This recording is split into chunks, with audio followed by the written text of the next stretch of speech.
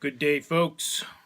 The Butch Man here, sporting a fan-bought hat. The most generic, most average, least talented personality on the YouTube. Okay, right off the bat, what's the point of a handkerchief? I mean, like, snot's already disgusting. All right? I mean, we're getting right into this here. Snot is disgusting. So, you're going to blow it in a cloth, fold it up, put it back in your pocket? I mean, well, it doesn't make sense to me. I don't get it.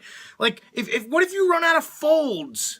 Like, and then you go to blow into a previously snotted up area, man. Like, I want a weak stomach. Oh, and you put it in your pocket. What? But that doesn't make any sense. I got a problem.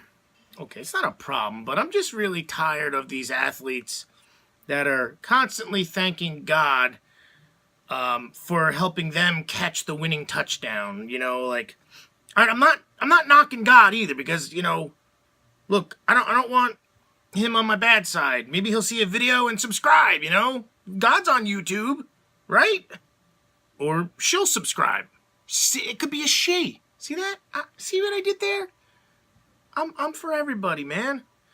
But I can't fathom that, God is ignoring the fact that North Korea has a freaking... They're threatening us with nuclear attacks, nuclear warfare, that Syria's leader just gassed his own people. God's ignoring that, ignoring that ISIS is growing by the day and is a major threat, ignoring the fact that, we've been in a war for 15 years with an enemy we don't even know, but he's helping you catch that game-winning touchdown, or he's there to make sure you got that game-winning hit. I mean, besides, we know God was a bookie, and he's only, he only cares about the point spread. He or she. The spread. That's all that matters. Just the points.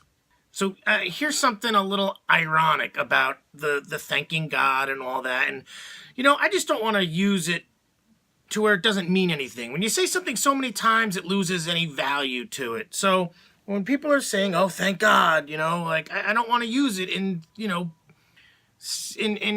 inappropriate times where it wasn't warranted. There's a motocross rider. I'm not going to say his name. He's a very talented rider. He won a 250 championship in Supercross in 2009. And this guy is a very big on, he's a real religious guy, real high Christian values and everything. And every time he's on the podium or does an interview, he says, I want to thank the Lord and Savior for keeping us safe out there. He's won a couple of 450 Supercross races also. But this guy is the most injured motocross rider literally in history, besides the ones that have been permanently injured and paralyzed. Like, this guy cannot get through a season healthy. And again, the irony that he's thanking God for all these people staying safe, and he can't get through a season healthy. It's 2009, I think, is the last time he got through a season healthy. He broke his leg twice at the same track a year later. I mean, it's just ironic, that's all. And someone who knows Supercross knows who I'm talking about, and the guy's a super guy. I never met him, but I'm sure he is, and I feel for him, kind of. But it's just ironic. Man, what would happen if he didn't? I mean, because maybe he is technically safe. I mean, what would happen if he didn't thank the Lord? And, man, he would have had his leg amputated at this point.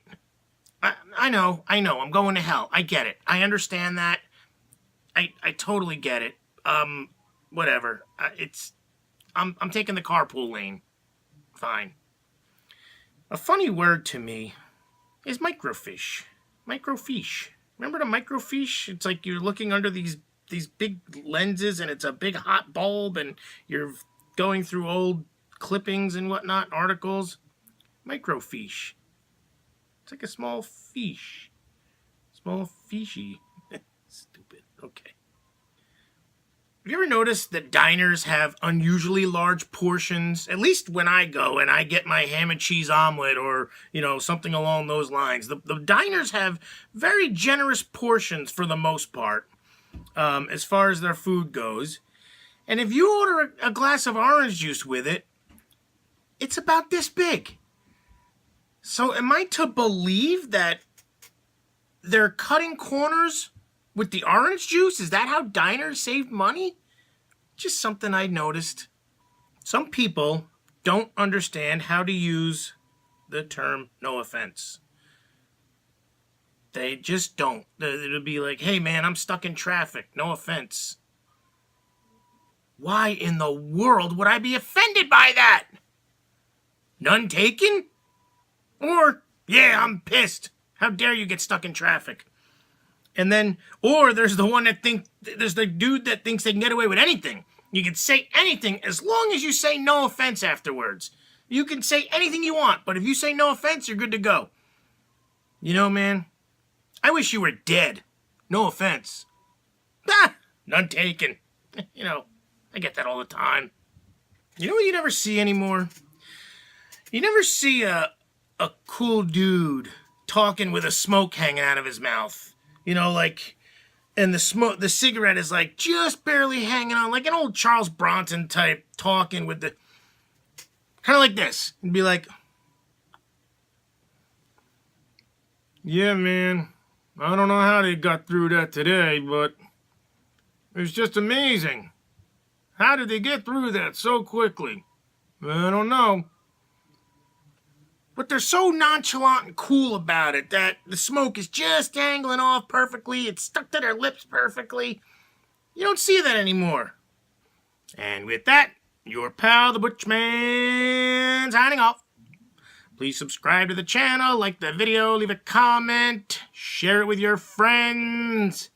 People, I do not have anything better to do.